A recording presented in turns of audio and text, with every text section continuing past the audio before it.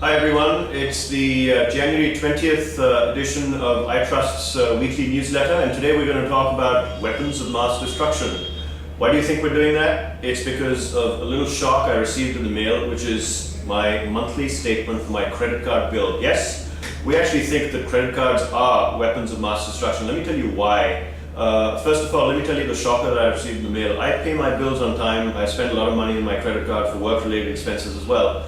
And there was about a 5,550 rupee finance charge on my bill, which shocked the wits out of me. And that's why I thought this week we'll talk about credit cards and how to deal with credit card issues that arise. So first of all, credit cards are invisible money. Effectively, you're spending money on your plastic card with money that you'll have to pay back maybe a month or 45 days later.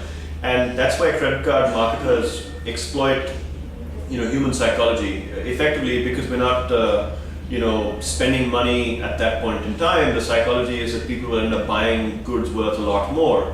What happens is that you end up buying goods that you don't want with money that you don't have, and before you know it, at the end of the month you've accumulated a huge balance in your credit card, and it causes a huge problem because you don't have money to pay it back.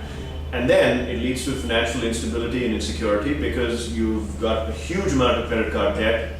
You don't have the income to actually support that. So, these are some of the problems that happen, and the issue I think gets intensified because credit card loans are perhaps the most expensive kind of loan type on this planet.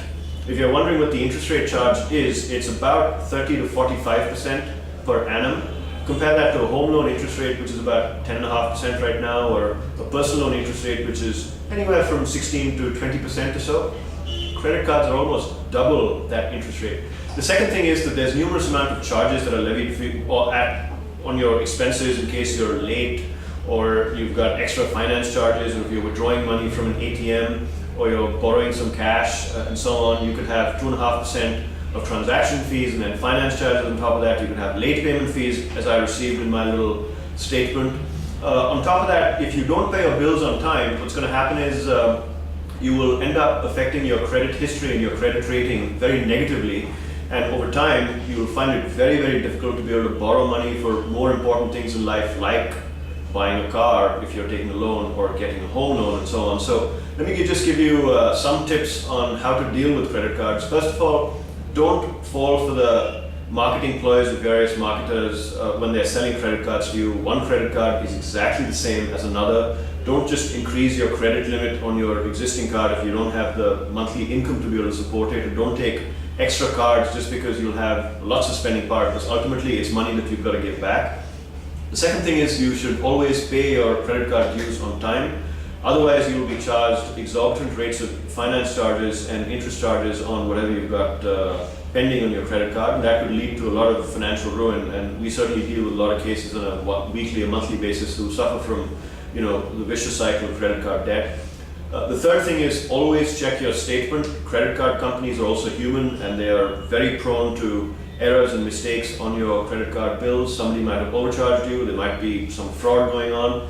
If you check your monthly statement regularly, whenever you receive it in the mail, then you can at least verify that the expenses on there are indeed ones that you have incurred. The fourth thing I'd like to say is don't borrow money from an ATM on your credit card. It'll be very, very expensive. Borrow money only from your savings bank account and use your debit card for that, which brings me to the final point, which is spend money that you have. And that's where a debit card is a lot more effective because you're not really borrowing money from anybody else. You're not going to be incurring finance charges, and you will stay within your limit. So try and avoid the pitfalls of invisible money and weapons of mass destruction, and stay away from debt. Thank you.